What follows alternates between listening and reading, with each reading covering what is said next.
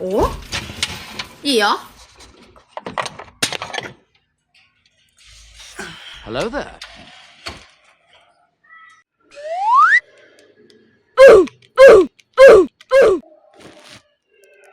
Ôi trời ơi.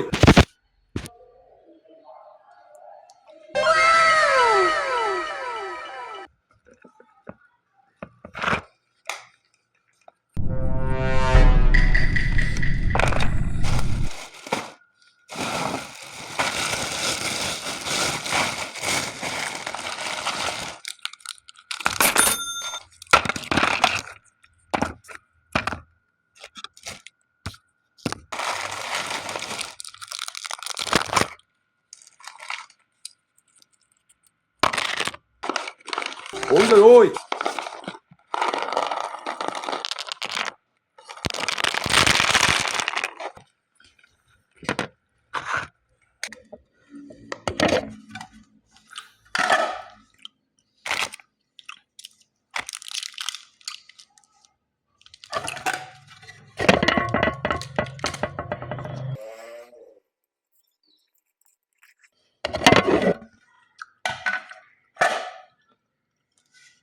Nope.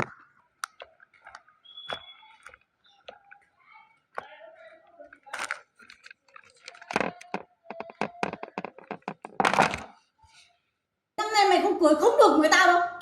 Bây giờ tao nhìn mày xấu lắm rồi đấy, so với một năm ngoái thôi mà là đã nhìn nó đã xuống mãi như này rồi, có phải đứa nào nó muốn lấy mày nữa?